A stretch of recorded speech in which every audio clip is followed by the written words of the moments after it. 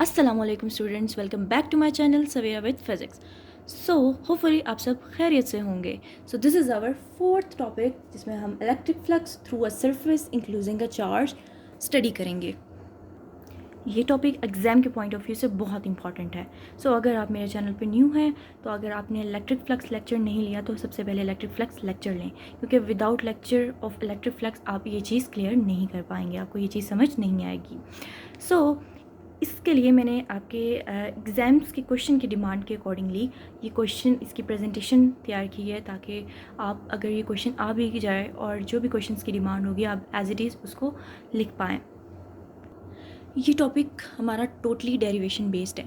सो उस डेरिवेशन करने से पहले आपको ये 3 थिंग्स जो मेन मैंने इंपॉर्टेंट लिखी हैं ये क्लियर करना बहुत ज़रूरी है। So, if the field is non-uniform, then we divide the surface into small patches of area del A called differential area. क्या मतलब है इसका?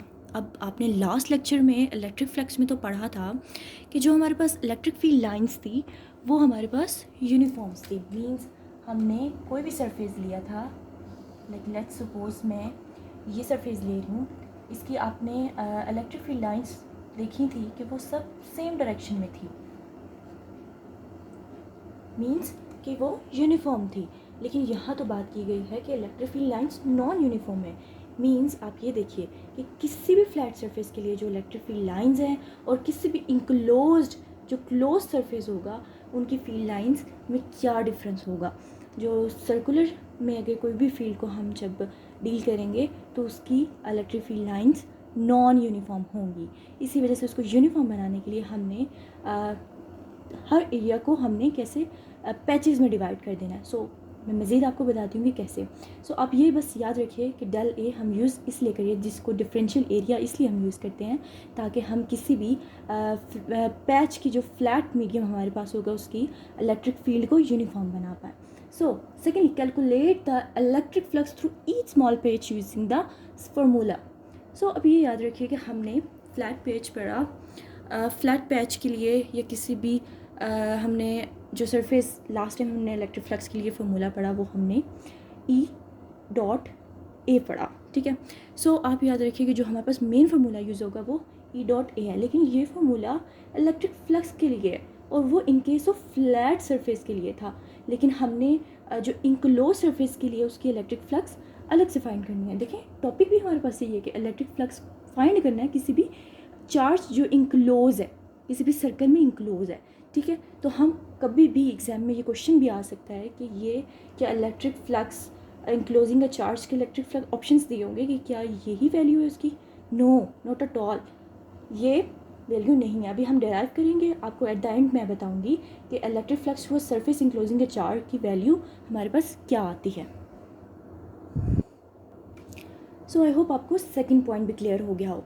अब थर्ड पॉइंट है, in case of close surface the electric flux may be positive, negative और zero depend on the number of lines entering और leaving the surface. अब ये चीज़ देखिए, हमने फर्स्ट लेक्चर में हमने यही पढ़ा था, जब चार्जेस को हमने स्टडी किया था तो मैंने आपको कहा था कि पॉजिटिव चार्जेस जब भी होंगे तो उसकी फील्ड आउटवर्ड होगी।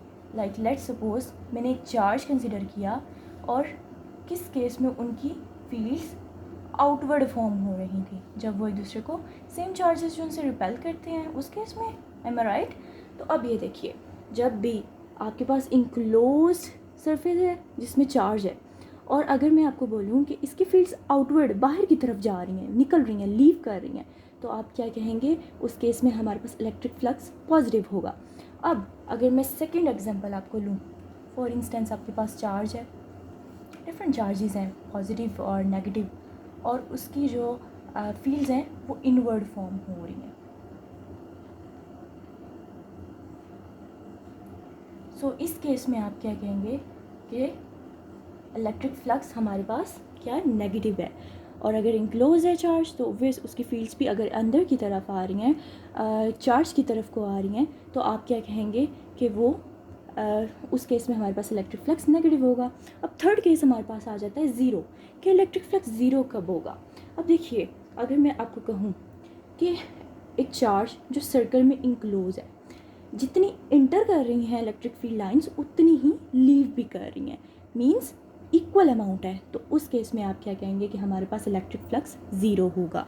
आई होप आपको ये 3 पॉइंट्स क्लियर हो गए हों। अब हम जाते हैं अपनी डेरिवेशन की तरफ।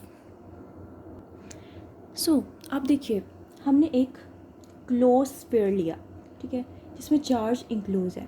कोई भी पॉजिटिव चार्ज है जिसको आपने स्फीयर के इंक्लोज रखा, ठीक है। अब हमने इसकी टोटल ऑफ द स्फीयर की हमने इलेक्ट्रिक फ्लक्स फाइंड करना है। सो ऐसे तो मैंने आपको बताया था कि इलेक्ट्रिक फील्ड लाइंस सबकी हर डायरेक्शन में डिफरेंट है। सो इसके लिए ईजीएस्ट वे से हम इसको सॉल्व करते हैं और देखते हैं कि हमारे पास कैसे फॉर्मूला निकलेगा। अब देखिए, हमने सबसे पहले इसको स्मॉल पैचेस में डिवाइड कर दिया ताकि हमारे लिए इलेक्ट्रिक इंटेंसिटी कैलकुलेट करना इजी हो जाए, इलेक्ट्रिक फील्ड लाइंस कैलकुलेट करना इजी हो जाए, ठीक है। अब देखिए, अगर मैं आपको बोलूँ कि जब इलेक्ट्रिक फील्ड लाइन यहाँ से पास की तो ऑब्वियस हम यूँ शो कर देते हैं। फिर इसका एरिया, इस पैच का एरिया हमारे पास ऑब्वियस ए होगा नॉर्मल टू दिस पैच, ठीक है। मैंने आपको बताया था, डायरेक्शन भी हमने फाइंड आउट की थी लास्ट टाइम कि कैसे हम फाइंड करते हैं। सो लेट्स सपोज, आप देखिए, अगर मैं आपको बोलूँ कि हमारे पास जिस तरह एक स्फीयर है, ठीक है, चार्ज इनक्लोज है, अगर मैंने डिफरेंट पैचेस पे देखना है कि हमारी वैल्यूज़ कैसी हैं, हमने ऑब्वियस टोटल सम करके इनका टोटल फ्लक्स हमने निकालना है ताकि हमारे पास, अब ये देखिए, अगर आप यहाँ देखेंगे कि इसकी इलेक्ट्रिक फील्ड E1 होगी, इलेक्ट्रिक इसकी एरिया जो है वो A1 होगा, डेल A1। सो सिमिलरली हमारे पास इसका E2 और डेल A, मैं ऐसे लिख सकती हूँ, सॉरी, डेल A, ठीक है। सो सेम हम ऐसे ही लिखते जाएंगे क्योंकि डिफरेंट पैचेस को हमने नेम देना है, देन इनको कैलकुलेट करना है टोटल, इनका सम निकालने के बाद हमारे पास टोटल फ्लक्स आएगी। A3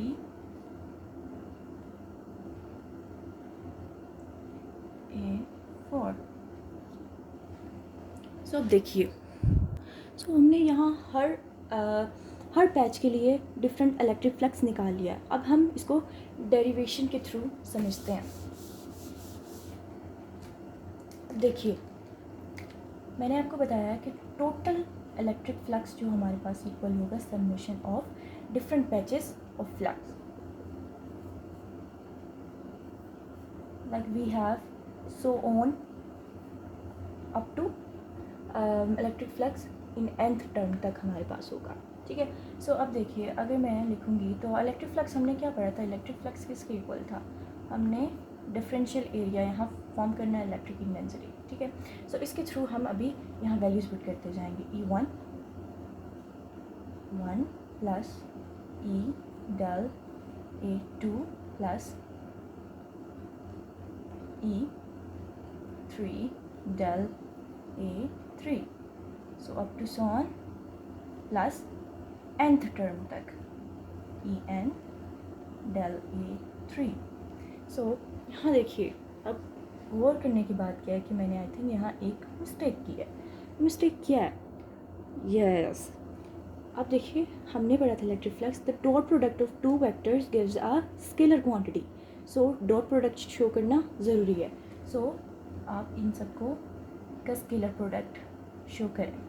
सो अब देखिए, मज़ीद डॉट प्रोडक्ट को रिमूव करने के लिए हमारे पास ऑब्वियस कोस एंगल यूज़ होता है। कोस एंगल क्यों यूज़ होता है? अब देखिए, अगर मैं बोलूँ कि आपने जब डिफरेंट पैचेस लिए, हर पैच का आपने नोट किया होगा कि उसकी इलेक्ट्रिक फील्ड और जो एरिया था वो आपस में पैरेलल थे। यस, लास्ट लेक्चर में हमने ऑलरेडी इसको डिस्कस कर लिया है, आपको शायद याद आ गया हो कि हमने लास्ट लेक्चर में यही पढ़ा था कि जब इलेक्ट्रिक फील्ड इंटेंसिटी और एरिया आपस में पैरेलल होते हैं तो उनके दरमियान जो एंगल फॉर्म होता है वो 0 डिग्री फॉर्म होता है, ठीक है। सो कोस थीटा यूज़ होगा और कोस 0 किसके इक्वल होता है? ऑब्वियस 1 के इक्वल होता है। सो यहाँ हमारे पास मैक्सिमम इलेक्ट्रिक फ्लक्स फॉर्म होगा।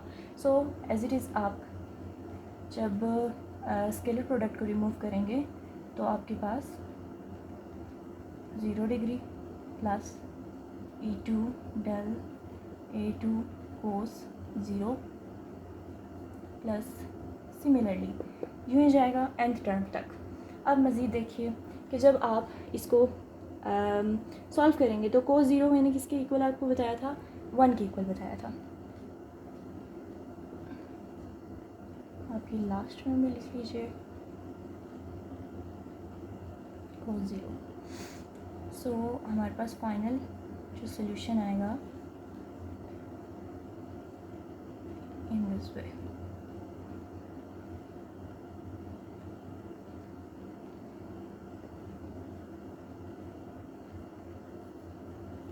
तो अब देखिए, अब यहाँ गौर से देखिएगा, ये स्टेप भी समझना बहुत ज़रूरी है कि electric field, total electric field E के इक्वल या इलेक्ट्रिक फील्ड सेम कैसे हो गई यहाँ, क्योंकि आपने तो पढ़ा था कि इलेक्ट्रिक फील्ड तो डिफरेंट है। तो यहाँ देखिए ज़रा, आपने सेंटर से लेके सर्किल के एंड तक आप जानते हैं कि radius whole of the circle same रहता है, ठीक है, आपने ये पढ़ा है ऑलरेडी। और हमने लास्ट लेक्चर में एक फार्मूला डराइव किया था, आई थिंक आपको याद हो, हमने के क्यू आर स्क्वायर ये फार्मूला पढ़ा था कब, कि जब हम किसी भी ऑब्जेक्ट को किसी भी चार्ज को डिस्टेंस में अगर हमने फाइंड करना होता है कि अगर किसी फील्ड में भी चार्ज रखने से और वो एट अ डिस्टेंस प्लेस है, उस पर फोर्स अप्लाई की जा रही है, तो तब हमारे पास इलेक्ट्रिक फ्लक्स क्या होता है। तो हमने तब ये फार्मूला ऑलरेडी फाइंड आउट कर चुके हैं। तो अब इसके अकॉर्डिंग देखिए कि रेडियस और इलेक्ट्रिक फ्लक्स एक दूसरे पे कितना डिपेंड करते हैं। सो यहाँ देखिए कि जैसे अभी रेडियस हमारे पास अगर सेम है तो ऑब्वियस हमारे पास इलेक्ट्रिक फील्ड भी सेम होगी बाय यूजिंग दिस फार्मूला, ठीक है। तो आप ये चीज़ यहाँ से रिमाइंड रखिए कि कैसे जो हमारे पास डिस्टेंस है from centre to the path of this circle वो हमारे पास सेम है, जिसकी वजह से हमारा जो इलेक्ट्रिक फील्ड इंटेंसिटी है वो भी हमारे पास क्या होगी, सेम होगी। तो मैं यहाँ लिख सकती हूँ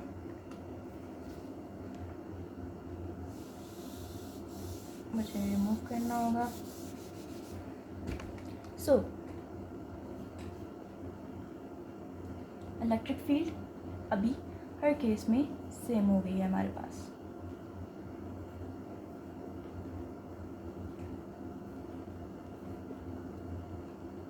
अप टू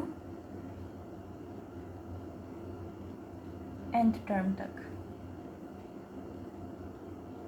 अब देखिए, हम इलेक्ट्रिक इंटेंसिटी को कॉमन निकाल लेंगे या इलेक्ट्रिक फील्ड इंटेंसिटी को कॉमन निकाल लेंगे। सो हमारे पास एरिया बच के अंदर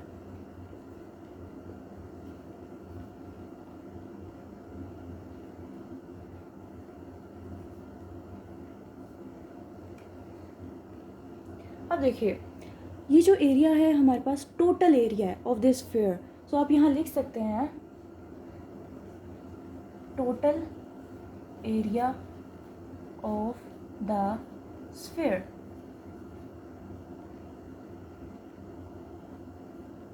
लाइक दिस।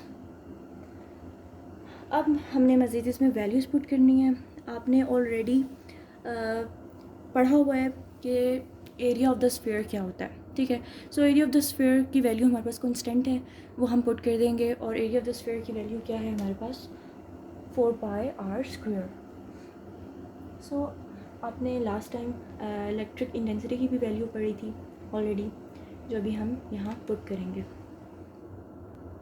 सो स्टूडेंट्स, आप ये फार्मूला देखिए, हमने पढ़ा है इलेक्ट्रिक फ्लक्स। सो इलेक्ट्रिक फ्लक्स, जो मेन इलेक्ट्रिक फ्लक्स से हमारे पास डेरिवेशन आई थी वो हमारे पास इलेक्ट्रिक इंटेंसिटी की आई थी, ठीक है। सो आप ये वाली वैल्यू जो हमारे पास है ये आप पुट कर देंगे यहाँ।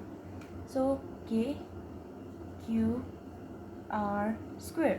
सो मैंने आपको एरिया ऑफ द स्फीयर की वैल्यू ऑलरेडी बताई हुई है, वो हमारे पास क्या थी,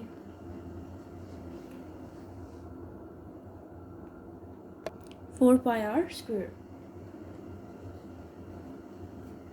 लेट्स सो स्टूडेंट्स सी, हमारे पास ये फार्मूला फॉर्म हुआ है। अब मज़ीद हम के की वैल्यू पुट करेंगे ताकि हम इसको मज़ीद सिंप्लीफाई करके total flux of through a surface including a charge की वैल्यू निकाल पाएँ, ठीक है। सो के की वैल्यू आपने ऑलरेडी पढ़ा है 1/4πr²। Epsilon not. Epsilon not जो हमारे पास है परमिटिविटी ऑफ फ्री स्पेस के लिए, मीन्स कि हमारे पास यहाँ मीडियम भी इंक्लूड है, ठीक है। सो मज़ीद अब देखते हैं कि जो कटिंग जहाँ होती है हम कटिंग करेंगे। सो 4 और पाई ऑब्वियस कट हमारे पास, क्यू लिखना भूल गई। So Q R square over epsilon naught. अब ये देखिए हमारे पास ये वैल्यू आ गई है। सो स्टूडेंट्स यहाँ देखिए आर स्क्वायर और आर स्क्वायर भी कैंसिल हो रहे हैं। सो अगर मैं स्टेप में ही कंटिन्यू कर दूँ, मज़ीद देखिए आर स्क्वायर भी कैंसिल, 4 पाई ये कैंसिल। सो हमारे पास final equation Q over epsilon naught permittivity of free space और इलेक्ट्रिक फ्लक्स हमारे पास निकल आएगा। सो दिस इज़ यहाँ से इस फॉर्मूले के अकॉर्डिंग आप एक चीज़ का अंदाज़ा लगाइए कि किसी भी इंक्लोज चार्ज का इलेक्ट्रिक फ्लक्स किन चीज़ों पर डिपेंड करता है। सो ये देखिए ज़रा, मैग्नीट्यूड ऑफ चार्ज पर डिपेंड करता है और permittivity of free space means किसी भी मीडियम पे डिपेंड करता है, ठीक है। मीडियम वैक्यूम में है या कोई कंडक्टर्स है या जो भी, तो इस पर डिपेंड करता है। तो यहाँ आप नोट कर सकते हैं, लिख सकते हैं electric flux through a closed surface depend on magnitude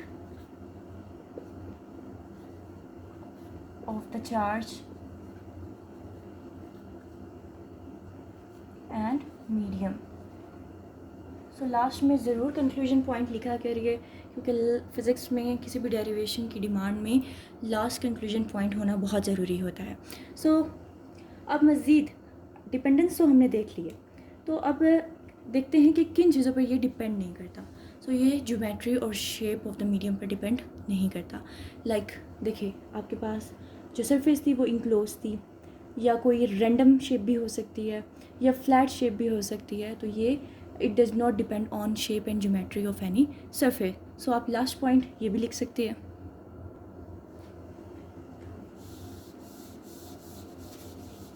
so electric flux through a closed surface does not depend on the shape and geometry of the surface।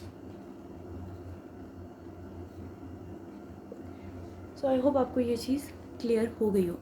सो अगर आपका कोई भी क्वेश्चन है, कोई भी प्रॉब्लम है, तो आप कमेंट सेक्शन में मेरे से पूछ सकते हैं, मैं इंशाल्लाह टाइमली आपको रिप्लाई दूँगी। सो this is all about from my side. अगर आपको वीडियो अच्छी लगी हो, अगर आपको कंसेप्ट क्लियर हुआ हो, तो आप प्लीज़ लाइक कर दीजिएगा, सब्सक्राइब कर दीजिएगा और बेल आइकन पे भी क्लिक कर दीजिएगा ताकि आपको वीडियोस मिलती रहें। So thank you so much. अल्लाह हाफिज़, अपना ख्याल रखिएगा।